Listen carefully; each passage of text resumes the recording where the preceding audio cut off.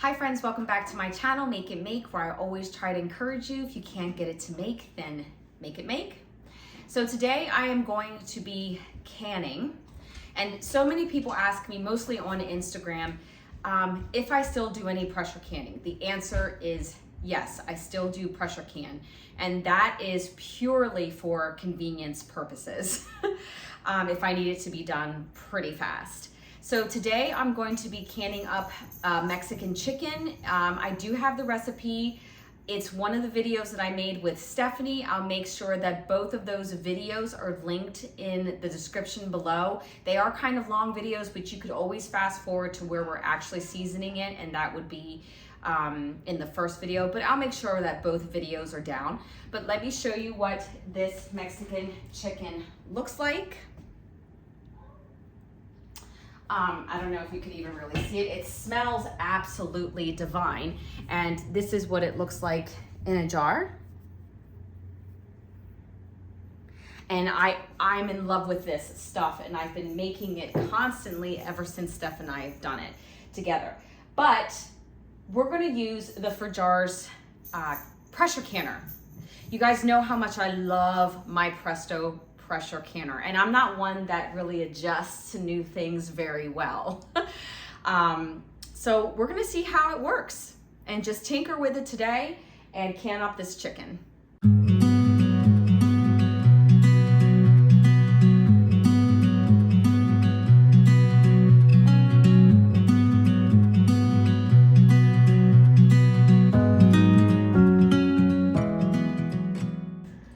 So here is the pressure canner from ForJars. This is what it looks like. It's stainless steel. It's very beautiful. There's a couple things I want to show you. Here's the lid and the ring that comes with it. And I'm going to be very honest with this review, okay? I know that ForJars is my sponsors and I love them, but I think it's really important no matter what to be completely honest, no matter what. It comes with 2 racks, and this is a dial gauge canner and a weighted canner. So that's interesting.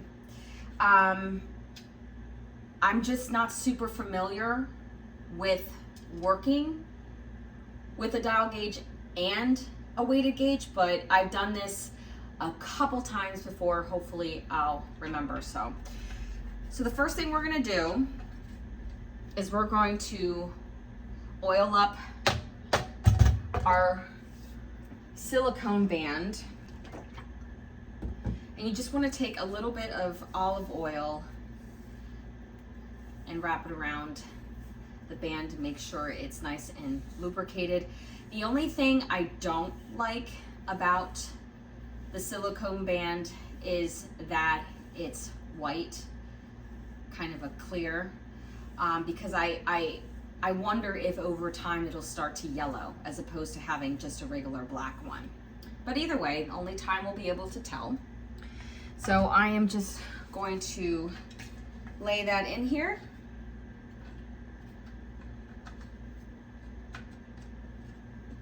Fits perfectly. Put that to the side. And it does come with 2 racks. These are the racks. Now the racks do not lay completely flat at the bottom. They are raised a little bit. Okay, so I'm gonna place it in like this. Okay. And then I'm going to add 3 quarts of water, because that's what I normally do, is just add 3 quarts of water. It's supposed to be about 2 inches inside a pressure canner. And if you ever want to speed up the process of your jars heating up, you can always add hot water. So here we go with 1, 2, and 3.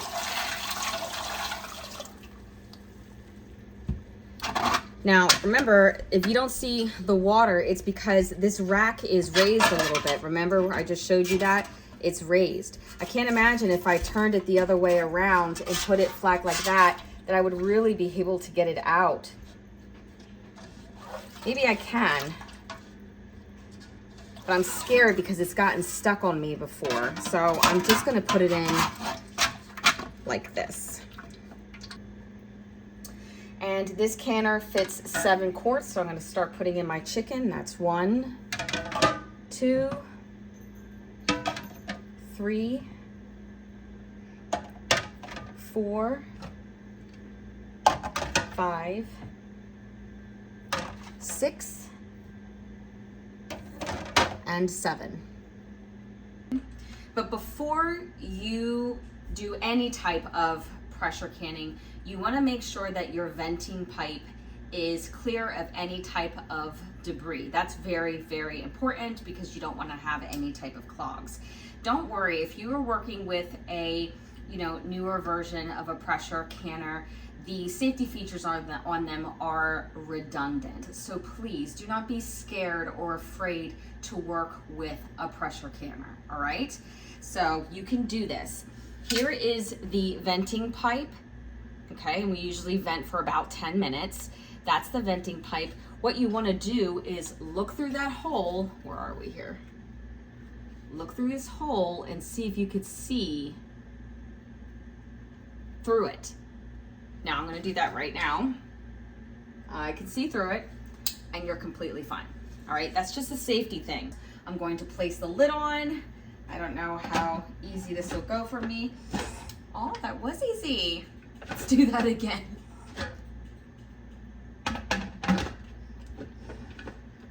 Okay. All right, okay. I'm going to place it on high and I'm going to wait for steam to come out of this venting pipe. Once I start to see it steady coming out of the venting pipe, then I'm going to start my timer for 10 minutes. So you can start to hear the venting now. It's coming out pretty strong and I can cut it. I can hear it like that. Once you start to see that and hear it, then you want to set a timer for 10 minutes. And after 10 minutes, we're going to start putting on our weights, okay? Now, this chicken is going to be processed for 90 minutes at 11 pounds of pressure, and that's from 0 to 1,000 feet. That's my elevation here, all right? So with these weights, we have a 5-pound weight, then 10, and then 15. I'm going to be adding all 3 of them. But right now we're just gonna let this vent for 10 minutes. All right, our timer is going off for our 10-minute venting time, and now I'm going to place the weight on. That's 5, 10, and 15. Now that we have our weights on, this is the part where you babysit the canner. And don't worry, the babysitting doesn't last forever, because as you get used to your canner, you start to know how it works. You start to know the cycling of your stove, the heat of the stove top. But you want to watch it at first, always in the beginning, because you want it to reach the amount of pressure that the recipe calls for. In my case, it's chicken, it's raw chicken. So we're gonna can it at 11 pounds of pressure. I wanna wait for it to get to 11 pounds of pressure, because once it reaches that, then I can start my cooking time. Anything below that, I can't start my cooking time, okay? Now, if I'm cooking it and 10 minutes later, it goes below 11 pounds of pressure, then that means I need to start my time all over again, and I don't wanna do that. So it's gonna take some time for me to find my sweet spot on top of my oven, which means watching it, adjusting the heat, watching it and adjusting the heat. The other thing is I don't want it to go way over my pressure. I don't want it to hit, 20 pounds of pressure. I don't want it to stay at 15 pounds of pressure, because I don't want to burn my food. So that's what I'm going to do right now, is just watch wait and adjust. All right, so we are at like 13 pounds of pressure here. I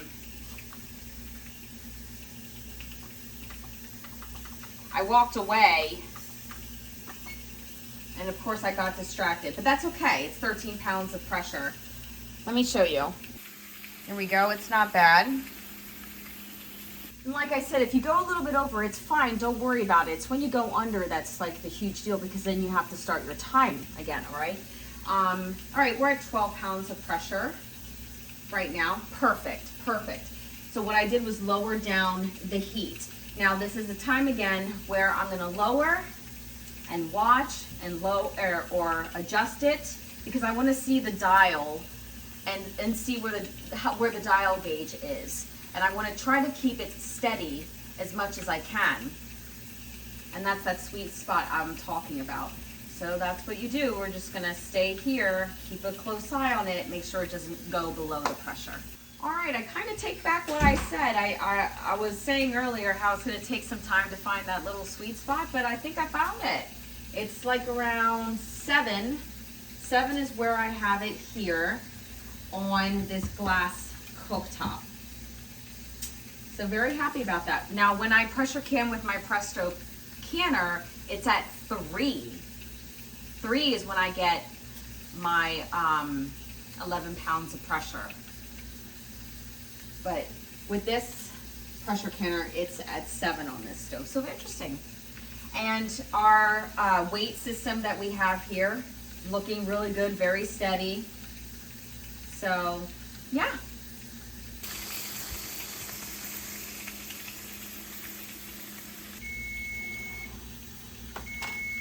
All right, that's our timer.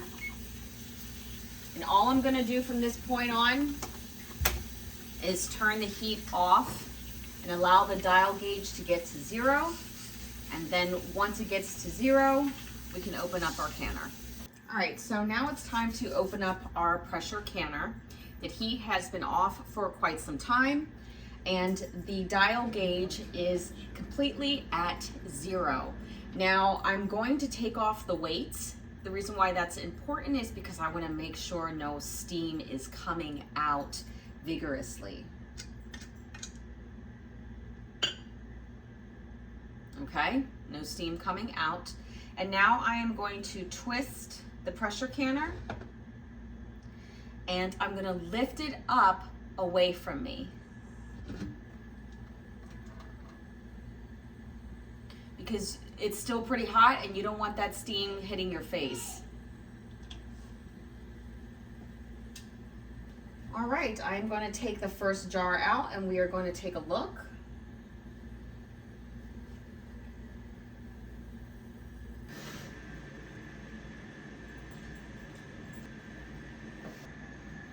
So let me show you the Mexican chicken up close in better lighting. This is how it turned out. I cannot wait to do a video to tell you how it tastes, because so far I have only water bathed this recipe. So we'll have to see what it tastes like after a pressure can. I will say that it already looks different. It's darker, which is typical when I compare it to, well, sorry, when I compare meat to from water bath to pressure canning, all right? But as far as this canner goes, the ForJars canner, my only hiccup with it is the silicone band. I'm hoping that that over time will not turn yellow. That's just maybe me just being petty with some stuff. But other than that, I mean, it works great. It's a fine canner. I like it. I still love my Presto pressure canner, but this is a really good canner too. So if you are interested, I do have a code for you. I'll make sure I put it on the screen and in the description below. Guys, I hope you are having a great canning season, and as always, take care and God bless.